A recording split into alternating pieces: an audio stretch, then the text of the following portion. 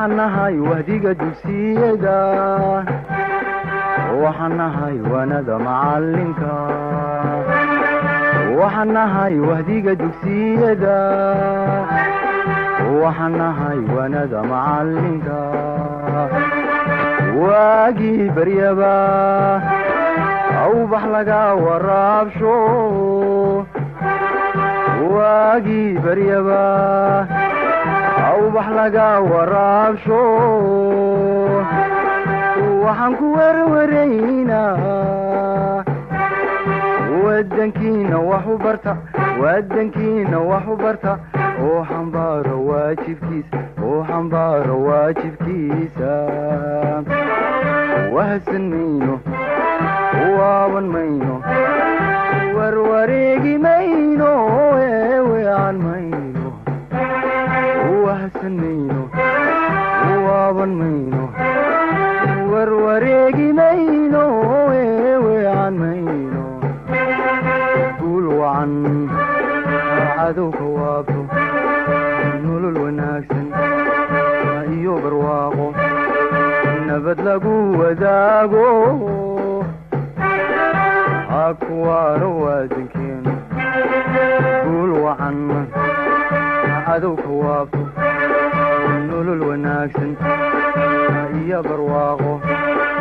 nabad lagu wadaago.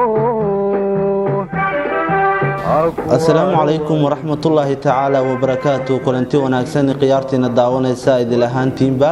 meel walbaad joogtaan iyo si walbaad noo daawanaysaan kusoo dhowaada barnaamij gaar ah oo aynu ku faaqidi doonno doorka aqoon-yahanka soomaaliyeed uu ku leeyahay dib u dhiska dalka. barnaamijka daawadayaal waxaa ka qayb qaadan doona oo martida barnaamijka uu yahay ustaad cabduqaadir maxamed cusmaan cabdiboqor oo ka mid ah macallimiinta jaamacadda almadiina international university ee wadanka malaysia. ustaad cabduqaadir boqor waxa uu waxbarashadiisa ama heerkiisa waxbarasho ee jaamacadeed uu kusoo qaatay wadanka Pakistan, gaar ahaan magaalada ku caanbaxday ganacsiga ee Karachi, wuxuuna kusoo takhasusay maamulka iyo dhaqaalaha, wuxuuna haatan jaamacadda almadiina ka dhigaa facultyga ama qaybta maamulka iyo dhaqaalaha. barnaamijka ayuu maanta marti inoogu yahay. sidoo kale waxaa xusid mudan oo barnaamijka ka qayb qaadan doona ama isku dubridka barnaamijka isa kaashaday TV-ga Somali Channel iyo shabakada caalamiga ee Raja News. haddaba barnaamijka aynu gudageli doonaa. martida barnaamijka aan kusoo dhaweeyo ustaad cabduqaadir cusmaan cabduqaadir boqor, kusoo dhawaaw telefishinka caalamiga Somali Channel iyo website-ka Raja News iyo barnaamijkan gaarka ah ee aynu ku faaqideyno dib u dhiska dalka iyo qaabka ay dhalinyarada uga qayb qaadan karaan. wariye axmed abubakar azhari iyo Somali Channel xaqiiqdii aad iyo aad idinkaga mahad celinayaa fursadda qaaliga aad ii siiseen inaan mowduucan muhiimka ah aan ummadeenna qaaliga Soomaaliyeed kala hadlo. waa fursad aad iyo aad u qiimo badan, mowduuc sidoo kale aad iyo aad u muhiim ah. waadna ku mahadsantihiin fursadda intaas leeg. aad ayaad u mahadsantahay ustaad cabduqaadir maxamed cusmaan cabdiboqor sida qiimaha badan ee aad naga aqbashay casuumaadii aan kugu fidinay stuudiyaha TV-ga Somali Channel oo ku leeyahay wadanka Malaysia ee sida aad nagala qayb qaadanayso barnaamijkan aynu ugu talagalnay doorka aqoon-yahanada Soomaaliyeed iyo aragtidooda ku aadan sida ay uga qayb qaadan karaan dhibaatooyinka dalka ka jira iyo sida ay xalkoodu u yahay.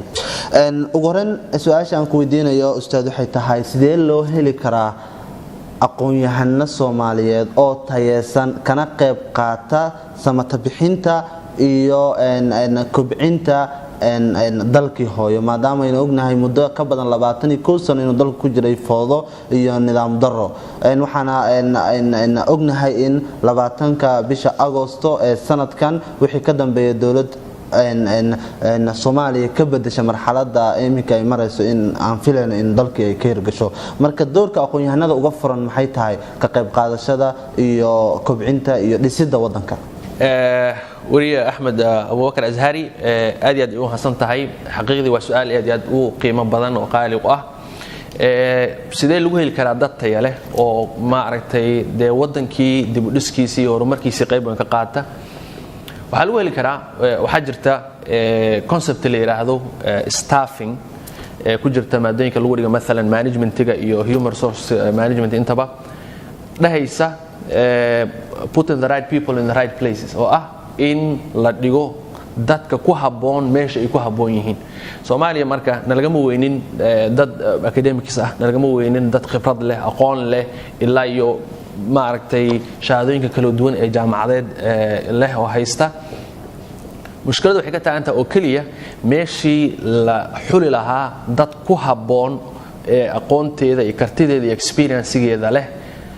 ayaan waxa la xulaya oo kaliya dad ama ayaga meesha jecel oo afminshaarnimo iyo hababnimo meesha isku geeyno ku qasbanaya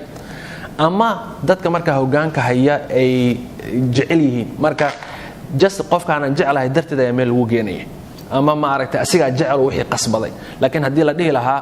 war qofka meesha u qalmo aan geeyno Soomaali ummadeena lagama weynin dal iyo dibad inta joogtaba waxa la sameyn karaa iyadoo aan ma aragtay la dardareynin wixii ummadda Soomaali ay ku heshiisay ayaa waxa la dhihi karaa dadkii wax noo keenaya ha inoo keenaano dad quality ga leh shahaada nooca ila darajada noocaas experience noocaas ah oo conditions leh hadii marka wax xoog la saaray ay tahay qofkan is he qualified enough oo ma qofkan qof u qalma yahay hadii xoog taa la saarayo waa la heli karaa dal dibadda maanta ummadeen waxay baratay dad wadaniyad leh wadankii maanta uu dhibaato ma xanuun ay ku hayso dadaabka marka la leeyahay ilaa 1 milyan ku jira la tan sano rafaadka dadka marka muuqaalka naxdinta leh dadka naxaya wadaniyadii leh aqoontii leh kartidii leh nagama weynin laakiin mushkiladu waxa waaye waa nin jeclaysi maxaa yiraahdaa ii sheeg sad bursi ninkan aniga watay laga hor wareego waxba yuusan aqoonin anigoo meesha ii joogaya wax la mid ah waxaan rajeynayaa sida hadda ay ku socoto xaaladda in maaragtay dad aqoon leh ay hoggaanka qaban doonaan dadka aqoonta leh insha Allah taala ay conditions adag u dejin doonaan si meesha u yimaadaan dad quality leh biidin Allah taala waa hagaag daawadayaal wali waxaynu ku guda jirnaa barnaamijkii aynu uga hadlaynay doorka aqoon-yahanada Soomaaliyeed ay ku leeyihiin dib u dhiska dalka Ustaad Cabdi Boqor haddaan u soo laabano su'aalaheena maxaad u malaynaysaa in dawlad waliba oo la dhiso ay uga bixi laadahay isqabqabsi isku shaandeen iyo eriid wasiirada dawladda maxayna tahay sababta rasmiga ay ka dambaysa in mar waliba ama dawlad waliba la dhiso la bedelo wasiirada khilaaf uusan dhamaanin maxaa u malaynaysaa fikir ahaan xaqiiqdii waa su'aal muhiim ah xaqiiqdii meeshana ku jirta waana dhibaatooyinka waaweyn ay ka mid tahay heesta dawlad walba ee ummadda Soomaaliyeed loo dhiso khaasatan ummadda 20 sano iyo dhowr ku jirtay burbur iyo dagaal ee u baahan wax alle leh rescue gareeya ama ka badbaadiya marxaladda xanuunka badan dadkii marka ka badbaadin lahaa hadii ay waxa ka bixi waayaan isqaqabsi isku shaandeen bedelid iyo wax la mid ah waa nasiib dar inteeda leeg waxay la mid tahay ninkii reer u dhaaniyay dhaankii ummadda ay sugayeen ee dhowr maalmood isagoo ka sii maqan ummadina ay u dhimanayso meel la soo istaagaba inaan tanbiih idinkeen iska daayay hadda dhaankii aba iga lumay ninka reer u dhaanshay dadku dhowrayeen oorkii dhaxda uga lumay waa xigmad murtad Soomaaliyeed waa xaqiiqdi maxaa keena waxaan dhihi karnaa laba arrin keenta marka koobaad waa xulasho saxsan la'aanteed maxaa yeelay qof marka meel loo dhiibayo waa in qofka meesha loo dhiibay uu ku habboon yahay qofkan takhasuskiisa ah khibradu u leeyahay meesha wuxuu leeyahay waxa la yiraahdo track record oo qofkan alla ilahay waxaan waa wuxuu soona bartay kana soo shaqeeyay wax qabadkiisiina la hayo marka qofka meesha uu diyaarsan yahay from the first day meesha la geeyo ama maanta uu horeysay meesha la geeyo qofka meesha waxbuu ka qaban karaa waxbuu bedeli karaa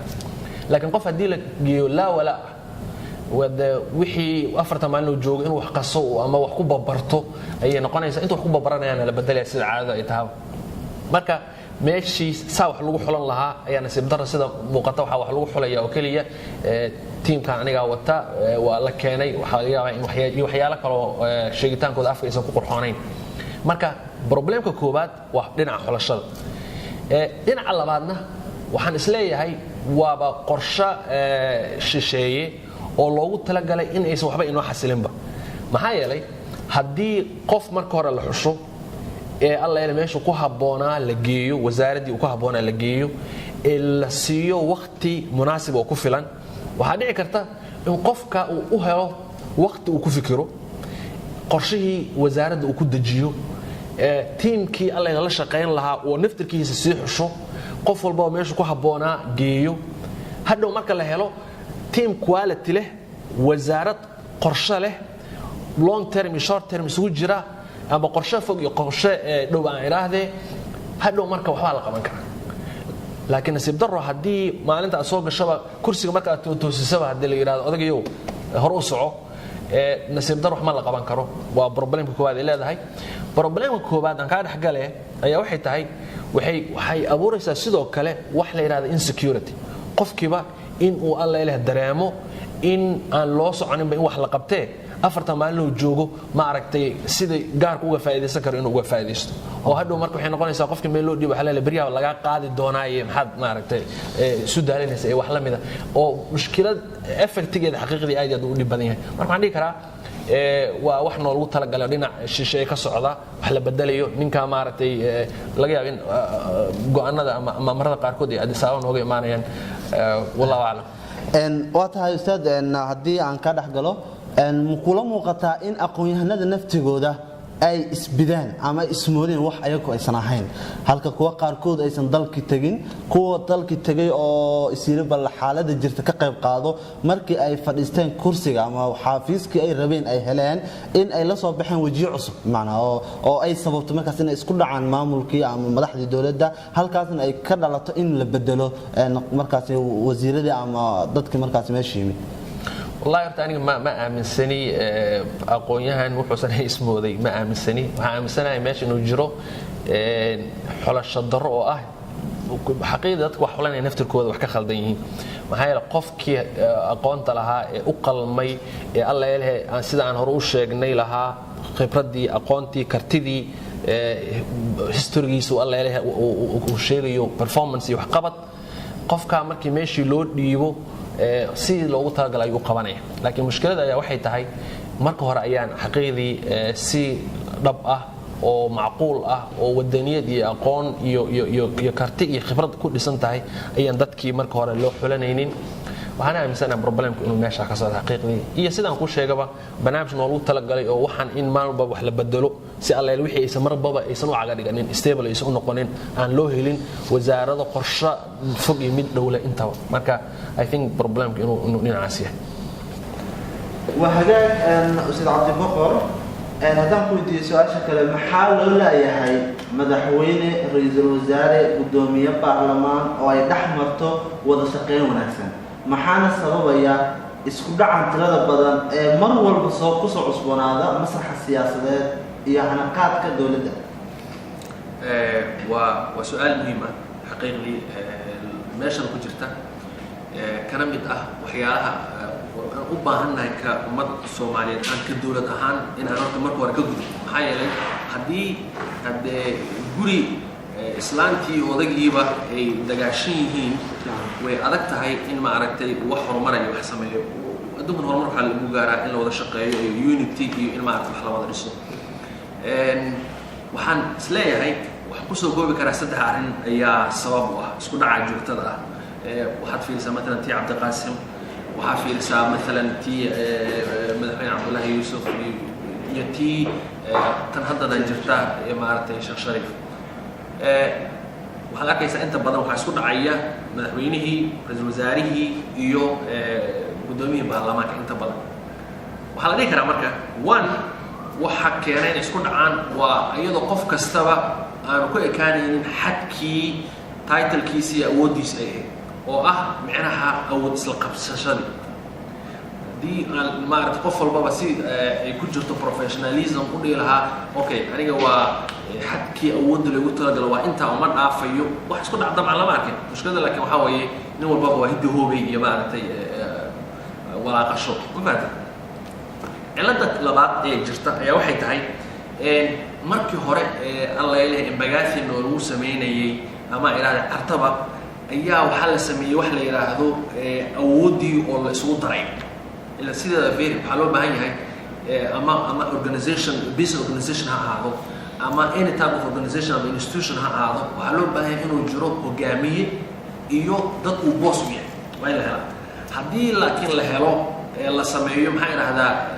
laba nimoo siman ama iska soo dhow ama wax isku qabsan karta oo aan uusan jirin in go-aanka uu dambeeyo looga dambeeyo uusan jirin waxyaalo fara badan qasmaya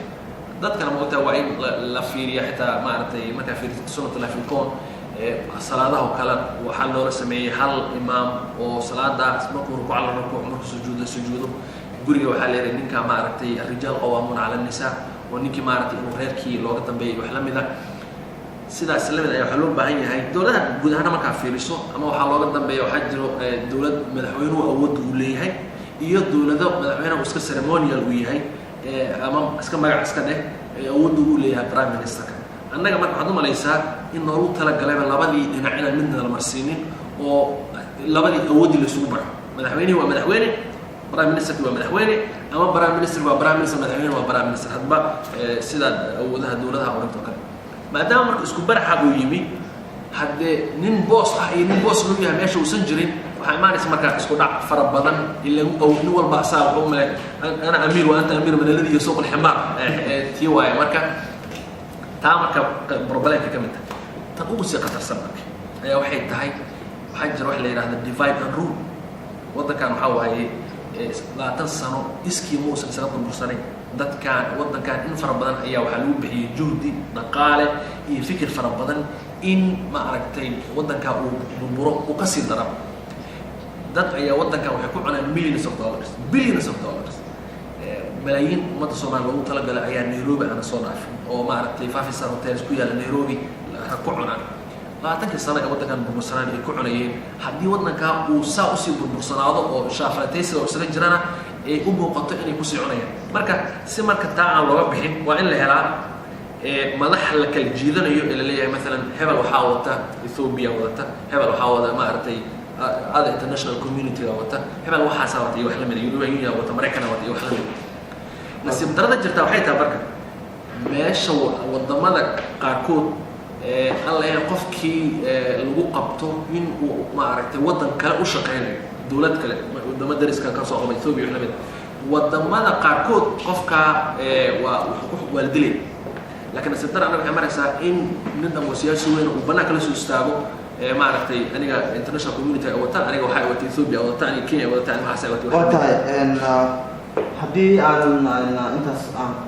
aan ku sii talaxtayna inaan ku dheeraan siyaasadda Soomaaliya oo in muddahay xaasanaana ku jirtay waxaa muuqata bisha Agoosto 20-keedina dhici doonto doorashada madaxtinimo ee dalka Soomaaliya sida warbaahinta caalamka ku jirtana doorashadan wax u badan aqoon-yahano dibadda ka yimid isleedahay aqoon-yahanada naftigooda ayaa fahmay in la joogo xilligoodii shacabkuna waxay fahmeen iyaguna in markan loo baahan yahay dhalinyaro macnaha marka la yiraahdo fircoon oo dalkan dagaalka iyo rafaadka iyo abaartu la gaadisay ka saara marka doorkiini ayaa la joogaa isleedahay oo doorkii kale ee odayaashii iyo dadka intaas xukumayay dalka doorkoodii ugu dhamaado oo doorkii dhalinyarada ayaa dhiminka dhalinyaraduna ay fahmeen shacabkina ay fahmeen halkaasna la fili karo doorashada kadib madaxda markii dowladda la unko oo wax walba lagu guuleysto in la heli karo wada shaqeyn madaxda ka dhaxaysa dalkii oo si wanaagsan loo maamulo faragelintan shisheeye inay ka baxaan waxyaabahaas oo kale ah inay sii hagaagayaan oo mustaqbalka la filayo dowlad hagaagsan iyo dal sida hadda uu marayo si kasii fiican noqdo wallahi waa sida la filayo waa sida ku rajo weynahay waa sida ay u badan tahay biidn illaahi tacaala maxaan ku leeyahay in aan helno maxaa yeelay aayadaha ilaahay ayaa waxay leeyihiin laa taqnatuu min raxmat illah aayad kale waxay leedahay laa ya'asu min ruuxi illahi alqawmu alkaafiruun marka in wanaag aan gaarno oo niyad wanaagga iyo optimismka aan muujinno waxay iimaankeenna iyo valuegan islaamka ay ka mid tahay marka marka waa jawiga ayaa isbedelaya hadda waxaa bilaabanaya heerkii aqoon-yahanadii xaqiiqdii ay garwaaqsadeen in aysan macquul ahayn inay bannaanka iska joogaan yiraahdaan siyaasad waa inaan xoorihii qaranka ama xoolo xaaraana cunno ayay keenaysaa dhiig islaam inaan faraha la gelin keenaysaa marka siyaasad aniga ma galay wixii galay xag galo meeshii ay dhihi jireen shalay maanta waxay garwaaqsadeen intaa ay khalad tahay maxaa yeelay marka adigii wax bartay experience-ga lahaa quality alla hoggaan lahaa ee wadanka ummadda masiirkooda qaban lahaa aad ka orodo booska waxaad u banaynaysaa marka nin aan mudnayn waxa kii ma aragtay alla ilaahay wax dhiigacabka wax burburinayay wax dhacay wax dilay ayaad u banaynaysaa marka garwaaqsiga marka aqoon-yahanada ay garwaaqsadeen iyo fursadda hadda la siiyay mesela dawladdii tayo oo kale oo ay u badnaan dad xaqiiqdii wada dhisan oo qualified ah iyo ma aragtay hadda dawladaha hadda ka dambeey hadda waxa wax lagu faan xaqiiqdii in ra'iisul wasaaraha lana maanta la leeyahay wuxuu ka soo baxay Harvard University oo ah xaqiiqdii jaamacadda adduunka jaamacadaha ugu qatarsan adduunka hadaysan bahay mid ugu qatarsan iyo hadda musharaxiinta markaa fiiriso dad dakaatiraha PhD holders ayaa musharaxiinta ka mid ah iyo rag professor ah oo 20 years above 20 years jaamacada soo dhigay marka xaqiiqdii waxa la marayaa waqtigii dad aqoon leh wax hogaamin lahaayeen dadka aqoon-yahanada fursad la siin lahaa ama ay heli lahaayeen iyo waqtiga hadda da'yarta wadanku ay maartay siyaasadda iyo hoggaanka wax ka gali lahayn hadda oday 80 jir cimrigiisa soo dhameystay inuu mar walba hortaagnaado waa waqtigeedu soo gabagabowday ila tahay marka وهجاك دعوة ديال وحين سوقا نكونتي جبان جبدي برنامج كان ينوه لنا دور كأقوياء كصوماليات وكل يهدي بديسك الدلكا سؤال شو قدام بيسام كويدين يصير عبد البقر واحد تهاي ما دام بس صوص عطاء ودع الدون تقدر رشاد عصب أي دلك الجليو إذا ما كأسنا مشرحين فربنا نسكسوا التاجين حلك ما راح تنمو محط كل دار من الحياة مشرحين تزدوني إن قبطان أما مجراها يو قبطان حلك أما الدولة الصومالية إلى فيلا بيشا أغسطس لبعتن كذا إنه يقولون حقيقي وسؤال أديت وقيمة بدن ومهمة وحنا كل دردان من لها دولار هواي وحي مدح إن شاء الله تعالى كنا قندونا عن كي نسيب الصومالي يكون بوليستو ودن دولة تصنع بالبرسانة ودن dib iyo dhibaato in ku filan soo arkay waa nasiib darro marka haddii ragga qaarkood ay ka raadinayaan meesha in maalinba madaxweyne mar idhaha ama ay ka raadinayaan lacag hadda dhiig ka da'ayso in ay meesha ay u doontaan waxaan dhihi lahaa waxaa idin sugaya ummad da'deedii iyo ubaxeedii mustaqbalka iyo dadkoodii wax baran lahaa ay badda maalinba ku qubanayso ee la leeyahay iyagoo maaragtay dhinaca iyo Liibiya bad kusii gudbay ay ku dhamaadeen dhinaca iyo Yemen ay maalmo ku dhamaanayaan saaraha Liibiya ha sheegin ummadaasaa u dhamaanaysa ayaa waxay mustaqbalkoodii ayooda ka talintooda iyo wadan ay alla ay ku nagaadaan ay ku farxaan inay u sameeyaan ayaa sugaysa waxaa sugaya dhalinyaro aan cadad lahayn oo aad iyo aad u tiro badan ee xabsiyadii adduunka meel kastaba ku jira in ayatiinkoodii iyo mustaqbalkooda ka fikiraan ay u naxaan siday u nixi lahaayeen awlaadda ayaga dhaleen ilaa waa ummadda ay mas-uul ka noqonayaan iyo magacooda aakhirana ilaahay waa la weydiinaya haddii ilaahay yidhaahdo waxa ay ummadda ay u qabteen waxaa sugaya inay ka fikiraan damiir soomaalinimo iyo wadaniyad alla ay ku dheehan tahay ugu shaqeeyaan oo ugu damqadaan ummaddeena Soomaaliyeed ee qurbaha ku wada tabaalaysan ee ilmihii qaarkood ay gaangis ka raaceen ee lugleen maxaa yiraahdaa gaangis kala nooc ku kala biiran ayaga islaynay sida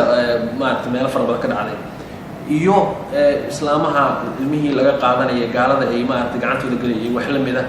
in mustaqbalkoodii iyo aayahoodii ka taliyaan wadan alle ay ku si nabad u noolaan karaan ay u sameeyaan ayaa sugaysa waxaa sugaya ummadda gudaha ku jirta maaragtay source of income aan lahayn maaragtay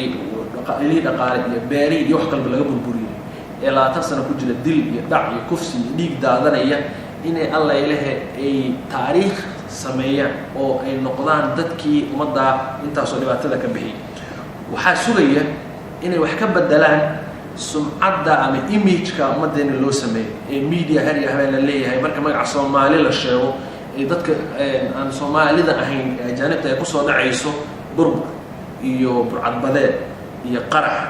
iyo miino iyo waxa loo joogay ku soo dhacayso sumcadda iyo image-ka 20 sano media uu waday wax ka bedelitaankeeda ayaa xaqiiqdii sugaysa waxaa sugaya in ummadda Soomaaliyeed ka wadan ahaan ka qaran ahaan 20 sano meesha caalamku uu horumar higsanayay dib u dhacay alle in ay 20 ka sano soo kaban ee alle aysan waqti dambe aysan naga sii luminin ayaa sugaysa waxaa sugaya in ay difaacaan oo si dadnimo iyo wadaniyad iyo qiiral ku jirta in ay u difaacaan khayraadka wadankeena ee maalin kasta la leeyahay badiya sun lagu shubay waliba kuwa ugu halisnaa nuclear-ka lagu shubay la leeyahay waxa la xaalufinayaa maxaa yiraahdaa wax alla wixii badeena ku jiray oo cid ka difaacanaysa aysan jirin la leeyahay ma aragtay wadankeena ayaa maalin walba ciidanka iska soo galaya diyaaradaha iska duqeynaya ma aragtay maras iyo ma aragtay iyo hooyi caruur ku duqeynayaan xitaa aan mararka qaarkood waxba permission gadaalaan la leeyahay waa heshiin wax la mid laakiin marka hore qaarkood ay waxba permission soo gelin loona baahan dabcan inaan waxba sheego ugu dambeyn waxaan dhihi lahaa qofka inuu madax noqdo oo kursi iska fadhiyo muhiim ah waxa muhiimka ah waa qofka inuu ka tago legacy inuu ka tago taariikh waxaana si dara ah waxa jirtay madax 20 sano iyo ka badan wadankan xukumaysay waxyaalo fara badan oo wanaag ka qabtaan waxyaalo fara badan xaqiiqdii inaga haliyay wadankan maanta aan joogno ee aad Azhari ugu wareysanayso ninba wuxuu hayay 20 sano Dr. Mahathir Mohamad 20 sano wadankan asigoo alla leeyahay umadiisa ay door ku jirto umadiisa ay macaamil iyo gaaji iyo wax la mid ah ay u rafaadayaan ay xukun qabtay wuxuu ka bedelay wadankiisii wadan dhaqaalihiisu ku tiirsanaa agriculture maanta uu ka dhigay wadan warshado iyo wax soo saar leh oo baabuurtiisa iyo wax walba ay soo saaranay wuxuu ka shaqeeyay in ayagoo kala diin ah kala midab ah kala maxaan ku leeyahay culture ah ila wadanka waxa ku nool Malay nimanka dadka la yiraahdo oo wadankaas iska leh Hindi iyo Chinese ayagoo intaas oo dhan kala duwan inay alla yare ku wada noolaadaan nabad iyo baraare oo caalamka la yiraahdo maanta Malaysia through Asia la yiraahdo oo dalxiis loo soo wada aado hogaana ka shaqeey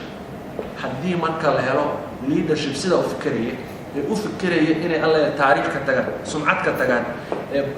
baal dahaba taariikhdan ummadana ka galaan wax weyn la qaban karo laakiin haddii ay noqoto afar maalin jooga afarto xabad ka qaado iyo maanta bari baan madaxweynaha ka noqday waxay noqonaysaa nasiib darinta le waxaana rajaynaynaa in dadka maqlaan ummadda wax weyn ee la qabtan billahi tawfiiq aad mahadsan aad ayaad u mahadsan tahay kaasina wuxuu ahaa ustaad Cabduqaadir Maxamed Cuthmaan Cabdi Baqar oo kamid ah macallimiinta wax ka dhigay jaamacadda Al-Madina International University ee wadanka Malaysia wuxuuna ustaadka maanta marti inoogu ahaa barnaamijkan gaarka aynu ku faaqideyno doorka aqoon-yahanka Soomaaliyeed oo ku leeyahay dib u dhiska dalka daawadayaal barnaamijkan waxaa iska kaashaday TV-ga caalamiga ee Somali Channel iyo website-ka caalamiga ama shabakada caalamiga ee regionews.com intana barnaamijkan oo kala dib hawada u kulmi doono waa bahdii barnaamijka isku duuban oo idinkaga tagaya amaana Allah